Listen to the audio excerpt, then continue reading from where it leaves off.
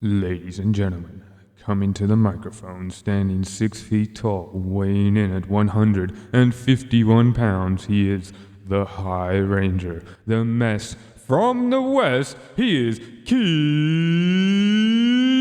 Mandles!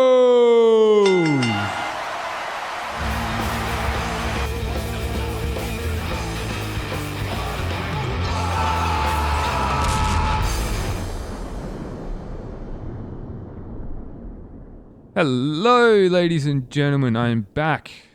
A lot has happened in the time since I have last recorded, including the passing of the great Brody Lee, also known as Jon Huber. I just want to take a quick second at the start of this to recognize not only his talent, but the rippling effect his life has had on the wrestling community.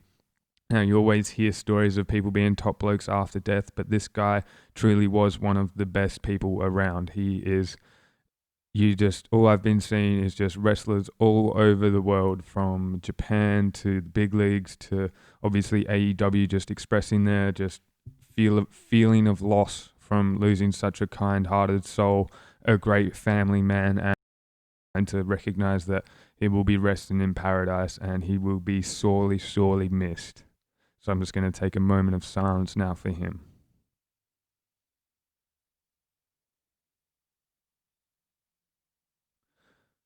Now, it's a bit hard to continue on with the review after that, but I'm going to do my best. I'm going to be doing the first week of the first part of the New Year's bash, and it started off with the great man Y2J on commentary. However, we just missed out on his entrance, which I just fucking hate. I love his entrance. It's one of the best things, not just because of the sing-along to Judas, but just to see his face every time he's introduced and he hears everyone singing. He just has that sheer look of joy, and I miss that from him. But it was such a great idea to have him on commentary. He's funny. He marks out for all the cool spots. He's has such a depth of knowledge. He's up to 30 plus years now in the game, so he's seen it all and done it all. So it's really good to have him on commentary talking about the young talent coming through. And the match started. The first match was the Young Bucks and SCU versus the Acclaimed and THR, which was, the Hybrid 2, is their name. God, my notes are bad. And there's a little caveat to this story: is once SCU lose, they're going to break up. No more Kazarian and Daniels together. So that's quite a big thing. I mean, I know Scorpio Sky's already left, but yeah, now it's just up to them. And it happened in a dark episode in some promo they cut. And yeah, Kaz just came up there and was just like, yo, dude, if this ends, if we lose, we're done. And I kind of like that. It adds a lot of pressure to them. And in the end, obviously the Young Bucks and SCU ended up winning, but I just want to shout out the Acclaim. They're a young tag team on the rise. These guys have got some talent. I mean, TH2 have obviously got some talent, and Helico and Jack Evans, very, very talented team. But this is a great, great match. And I mean, Evans can just bloody fly. Like, he can do like a standing 450, which is just absolutely nuts to even think about. And I think his finish is he can do like a 630 as well. Like, just, disgusting moves. And I thought a really cool spot came near the end where Nick Jackson usually does the flip into the best Meltzer ever, and the Meltzer driver, and instead he dove over the top rope onto the Acclaimed and the Hybrid 2, and it was Christopher Daniels going in and doing his BME, the best moonsault ever, into the Meltzer driver, which they ended up dubbing the best Meltzer ever, which was just fucking awesome. I really loved that spot. It was really fantastic. Good to see these guys all working together. They're two really fantastic tag teams. And in the end, I think SCU even threw down the gauntlet to the Young Bucks. There was that sign of mutual respect, or that showing of mutual respect. And then they said, we want you guys. And I don't know when that's going to play out or if it does, but I think that might be the moment when those two actually end. So that's going to be an interesting little underneath storyline that's going to be happening. After this, we moved into the former champion. That's right, there's a former champion now, Jon Moxley. Kenny Omega beat him up in the last episode before Christmas, and Winter is Coming. So that was a huge thing. I'll get to more than that later. And basically, he just cut his normal promo, which is fantastic. He's pulling that scrappy fighter, never backs down from a challenge. And he told Kenny to watch his back because he's going to be coming for him, which I really, really, really just love seeing Mox in the top position in a company. Like, he's obviously one of their go-to stars, and deservedly so. He has worked hard. He's a fantastic performer. His promos are fantastic. He's one of the best in the world at the moment, and deservedly so. He's in one of the top spots on one of the fastest rising companies in the wrestling game. So it's well deserved, and it's good to see them giving him the respect he deserves. And then cut backstage to Chuck Taylor and Orange Cassidy being interviewed. They mentioned that Trent is out for 4 to 5 months with a torn pectoralis major, which is a huge injury. I mean, Best Friends were just starting to get into a massive rhythm. They had that parking lot brawl with Santana and Ortiz, and eventually, and like that was fantastic. And they were building some momentum to potentially getting the tag team title shot. But then, he tore his pec off the bone, and now he's out for 4 to 5 months, which is huge. I mean, I don't know what that means for Chuck, but essentially, Miro came in and was just laughing at them about this and challenged Chuck to a match next week where if Chuck loses, he's going to be Miro's good boy, i.e. a servant. So that's going to be an interesting thing. See if that breaks up the Best Friends for a little bit and gets Orange Cassidy to go for his solo run finally that we've all been wanting. I mean, I would have liked to have heard, Orange say something at the end of the promo, but, call him a weenie or something like that. But, it is what it is. The after this, they went into a battle of beefcakes, Jake Hager versus Wardlow. And I'll be honest, I've wanted this match since MJF joined the Inner Circle, even was thinking about joining the Inner Circle, because these two are just behemoths going at each other. And I'll be honest, it was a fucking brutal match. This was, as the good old JR says, a slobber knocker from start to finish. And I mean, it was so tight for so long. They were just landing power blows on each other, power moves. Everything looked so brutal. I can't believe it. And I mean, they had the Inner Circle out on the apron, which was kind of funny. MJF's checking his phone while the match was just getting started. Everyone else was like getting into it. And in the end, I couldn't believe it, how it went down. But one thing that really stood out throughout the match was, surprisingly, Hager for an MMA fighter doesn't seem that fit. Like, it only took a couple of minutes into the match and he looked gassed. His face was red. He was sucking in the deep ones. I couldn't believe it. Like, especially for an MMA fighter, you'd think he would be fitter and be able to go for longer. Maybe the choreography was just a bit too intense for him or something like that. I don't really know, but it was really, really struck me. And like, Wardlow's barely sucking in deep breaths and stuff like that. And they're just manhandling each other, just throwing each other from corner to corner. It was absolutely epic to see. These guys put on like way better match than what I thought they could do. Like, this was one of the best matches of the night, if not one of the best matches I've seen in a long time between two powerhouses. And somehow fucking Wardlow got the win, so that must be a sign of things to come in the future for him.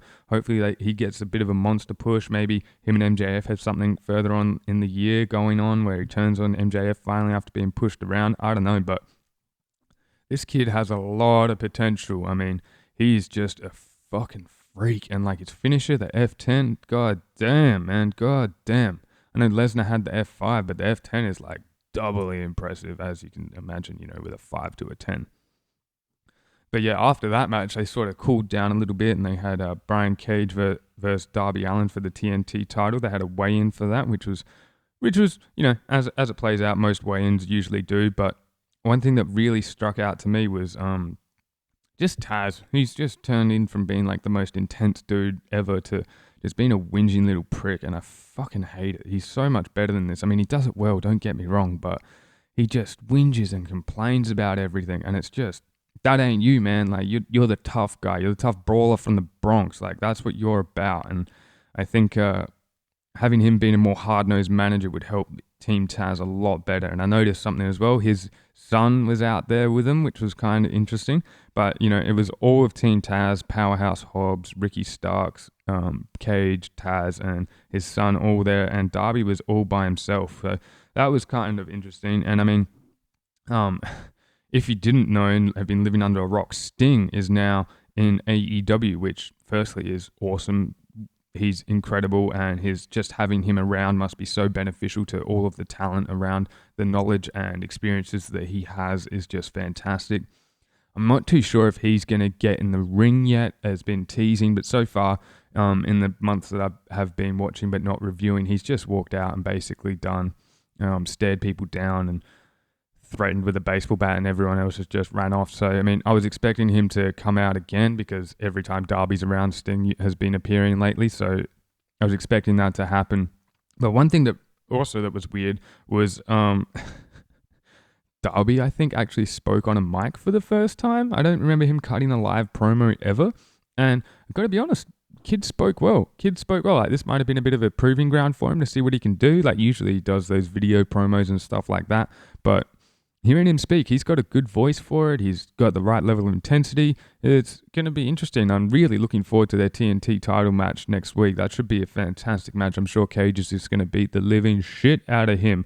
And I don't know who's going to win the title because obviously they want to give Cage a bit of a push, but Darby's got a good push over the last few months, so it's going to be a close one. I don't know where they're headed with this, but hopefully this is the finale to this goddamn feud because it's just moved over from Starks to Cage, and it's just like, fuck me, give it a break. Give it a goddamn break. It's been going on for like months now. Jesus Christ, I get it. You don't like Darby. Ugh. Get it, you know? Then after the weigh-in, and, you know, like I said, I was expecting Sting to come out, and sure enough, after a while he did, once there was a threat of a fight and stuff like that. So it'll be interesting to see if he interferes in the TNT title match and who he interferes for, because, you know, Sting is a question mark. You don't know where his allegiances lie. He hasn't said a word. He's only cut a quick face promo, you know, thanking everyone for welcoming him and everything like that, like your typical thing of a returning wrestler. So not quite sure where he's going to go or what he's going to do, but I have a strong hunch that he's going to get involved in this match in some way, shape, or form. So, yeah, it should be interesting. And I mean, like, they were really doing it just to show the disparity and how much Darby will have to overcome to win the match. So, I mean, good on him. It sells the story and everything like that. But, you know, weigh-ins are usually just a bit of a blow-off in my mind. They're a bit useless. They're more for boxing, if you ask me, or for UFC. Once the weigh-in finished, we moved over to Jake Hager being pissed off backstage, you know, beating up a garage door, punching it, headbutting it. And then all of a sudden, Maxwell Jacob Friedman walks in.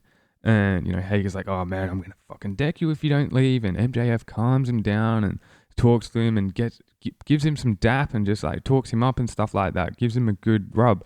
And I love this. I really do. I think how this Inner Circle MJF thing is going to play out is everyone's going to move over to wanting MJF as the leader because of acts like this, you know, and he's already subtly undermining Jericho, which is really great to watch because there's no better sniveling, conniving motherfucker out there to do this other than MJF. And I think this storyline is playing out so goddamn well. Like, this is one of the reasons why I tune in every week, to watch MJF, but just to see this storyline progress, because like a couple of weeks back in an episode of Dynamite, you know, him and Ortiz had a moment where they really bonded, and, you know, Santana's done a 180 on him. Even Sammy G's like moved over a little bit to sort of like him. So I honestly think it's going to end up with MJF undermining and maybe it going to a vote or something like that, and Jericho being all confident and then like just getting whitewashed by everyone, like getting completely washed out in the votes or something like that, and MJF will be the leader. So I think it's a slow burning storyline, don't get me wrong, but it is already paid off in my mind. Like, this is just fantastic viewing. I absolutely love it. He's just talking his way to being at the top of the Inner Circle, and I fucking love it. I think it's fantastic. Following this, we had just a really solid match between Cody and Matt Sydal, which is Matt Sydal is a fantastic wrestler. He's moved from being a high flyer to be a submission specialist, which is really good. I like that for him. He's not the biggest body. Even JR mentioned like his flying moves probably don't have as much impact as other people because he's so little, which I don't like burying him like that. Like, high flying moves are spectacular. You know, I get JR likes a good old slobber knocker, but, you know, every now and then you're going to see some cool shit that's going to be super effective from a high flyer. So that was a bit weird to hear that during the match. But I just want to mention, like, Cody just has a real air of legitimacy about him nowadays. Like, being obviously the EVP of AEW and being in that leadership role, he just commands the respect. It's kind of interesting to see everyone's reaction to him. Like I think he's forever going to be cheered for doing what he's done with this company, which I think well deserved for getting it off the ground and starting it and all that. I really like this for him. I think it's well deserved, as I said, and for him to be able to have it must be a great feeling for him to be in that position and just know that this is what he built. He has that air of just, when you come home to your parents' house or to your childhood home and you just have that feeling of this is home. This is where I belong. This is where my roots are. And he has that look on his face every time he walks out to the ring, and I just fucking love it for him. I think it's a fantastic move. Throughout the match, though, I must say, Seidel looked like he was working fucking stiff.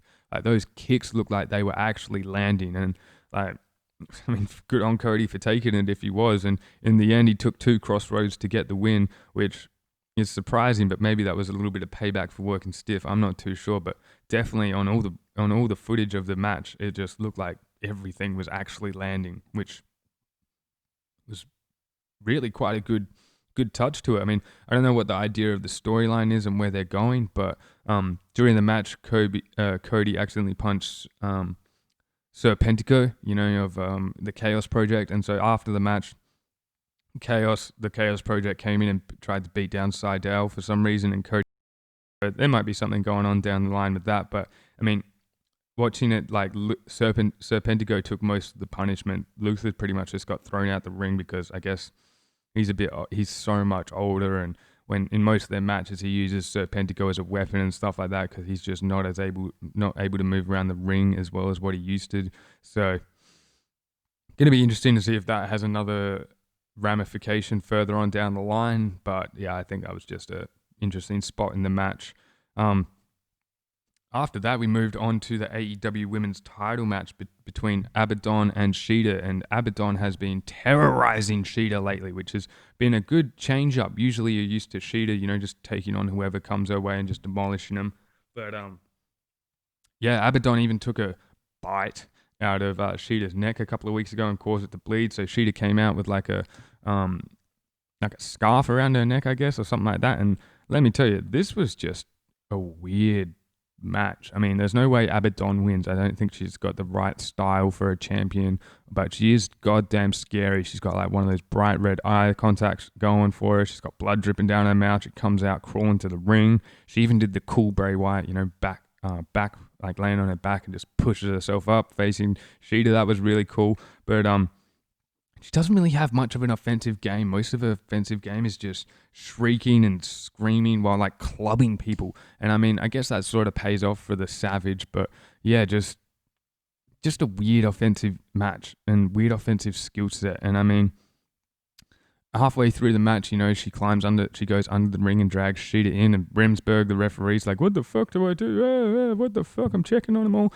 And she took another chomp out of Shida's neck, which didn't look too good because it's obviously just a blood pack smeared on her neck. It didn't look like a wound or anything like that. And, as the match drew on and they got sweatier, like it started to rub off. So it's like, it's not really a bite, is it? It's not dripping blood or anything like that. It's just blood that you had or like red dye that you had on your skin. So that was a bit of a cop out in my mind. And I sort of left the match afterwards just being like, the fuck did I just watch? Like, this was just a weird goddamn match, And I mean, the finish wasn't exactly that crisp either. Like you'd expect in the women's title match, there's an element or a level of crispness to it, like really well rehearsed. But this seemed like a very sloppy finish to the match, almost rushed. So obviously, Shida's an absolute monster. She's fantastic. She's a great in-ring performer. Bit tough on the mic. Obviously being from Japan, it's tough to get her over with the crowd because, her promos aren't that great, but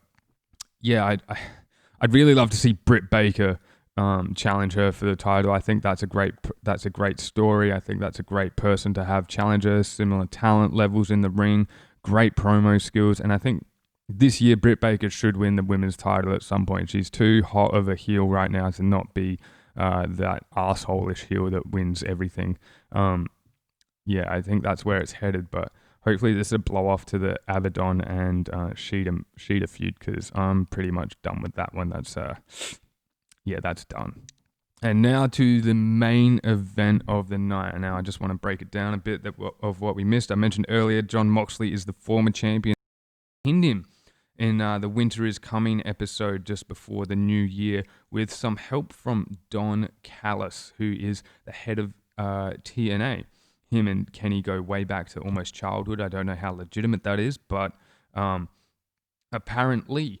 And since then, Kenny's actually appeared on the Impact Wrestling many a times, which is really interesting. So the way it went down was basically it got down to the nitty gritty, and Don Callis was commentating the match of Kenny Omega versus Moxley, and eventually he threw a microphone to Kenny, and Kenny domed Moxley and hit the one-winged angel to beat him. And then all of a sudden they just ran out and acted as if they were going to take the title and fuck off to Impact Wrestling, which sure enough they did. I mean, it's kind of an interesting invasion angle. Like, nobody really knows the specifics of what's the partnership between AEW and Impact Wrestling is at the moment. They've been very coy about that, but there's obviously some bigger picture that's going on. And I mean, I love the storyline. It evokes memories of the invasion and things like that.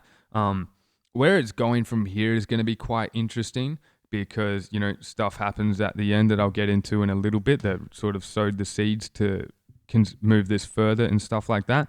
But yeah, Kenny's going into full douchebag mode, which is okay. It's better than his last character. It's more believable and stuff like that. His introductions are getting more and more obnoxious each week, which I fucking love. For him, it's a great way to start a match. And yeah, he versed Rey Fenix for the AEW title. Now, this match was put into work, I think a month or so ago before Rey got injured in the title eliminator or qualifying matches that Omega ended up winning to get into the match with Moxley. But honest to God, this is like the first episode of the year, and it's already could be a candidate for match of the year already.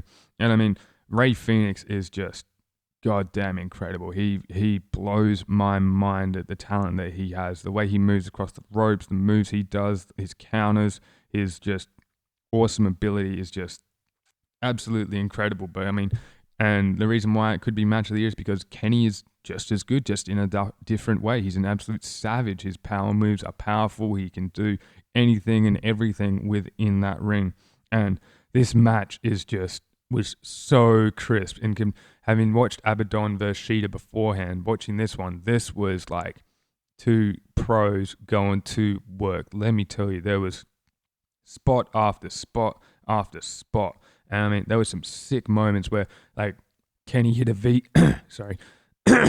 Kenny hit a V trigger on Rey Fenix, knocked him to the ground. He sprung back up and hit him with a pump kick or like a Sweet Chin Music-esque kick to the face. Like V trigger down, straight back up into a Sweet Chin Music. Just absolutely nuts. Then at one stage, he did a moonsault over the back of Kenny into a German suplex. Like, even Jericho marked out for that one. Like, that was fucking ridiculous. The timing, the ability, just everything about it was so amazing. And, you know, throughout the match, watching Rey Fenix use those ropes, there is nobody that knows how to use the ropes like this man. He'll walk on them, he'll jump through them, he'll twist and turn and go off 3 different ropes before jumping onto someone. Like, he's absolutely amazing. And, like, even early on in the match, you know, Kenny landed the Snapdragon suplex outside onto the mat. Like, that just looked like it fucking hurt, you know? Like, just a really sick match. And in the end, I mean, I don't think Rey Fenix was ever going to win, which is a shame because it would be great. And, you know, he's got World Championship caliber. He's won that AAA World Championship before. In fact, I think it was Kenny that actually took the title off of him. I mean, I would have loved Kenny to walk out with that AAA Championship as well as the AEW one. That would have been a good fuck you to Rey and sort of set the tone of how much of a douchebag he is right now. But, you know, beggars can't be choosers. And sure enough, Kenny did win with a one-winged angel after a hell of a match. But afterwards, they were talking about, you know, Don Callis is going to come out and, you know, he tells him to end the career of Rey Fenix and stuff like that. And so who comes out? Moxley with a barbed wire bat. And he just started laying waste to Kenny. And, you know, hit him in the back a couple of times, hit him in the gut. Like, it's looking like he's going to absolutely wreck Kenny Omega. And then all of a sudden, the Good Brothers come out. Luke Gallows and Anderson from Impact Wrestling, and they just go to work on Moxley. Absolute work. They start beating the shit out of him in a triple beatdown. It was absolutely insane. Now, you're probably wondering why Park and Penta L0 didn't come out and save Phoenix. They had the shit beaten out of them by Kingston, Butcher, and Blade at backstage. So that's something else that's happening in the side ground as well. Butcher, Blade, and Kingston fighting with the Death Triangle, as they know, in Pac, Phoenix, and Penta. So that's an interesting little side note. And then as the Good Brothers were attacking Moxley, they had a bunch of the Dark Talent come out and try and stop them. And Gallows and Anderson just fucking annihilated everyone, just ruining them, everyone left and right. They ended up doing their finisher on Moxley, which was fucking awesome. But then all of a sudden, the Young Bucks come out and try and talk some sense into Kenny Omega and the Good Brothers, because obviously they go way back to their New Japan days. And they were going to Pillmanize him. They had the chair around his arm or around his neck or something like that, and they were just getting ready to put Mox out for a long time, so to say. And after some calming down, Mox is just laying in the ring out cold. And Omega and Gallows and Anderson put up the Bullet Club Too Sweet sign. And sure enough, after much toing and throwing, Nick and Matt Jackson joined them in doing the Too Sweet sound, hand gesture. And the crowd went nuts.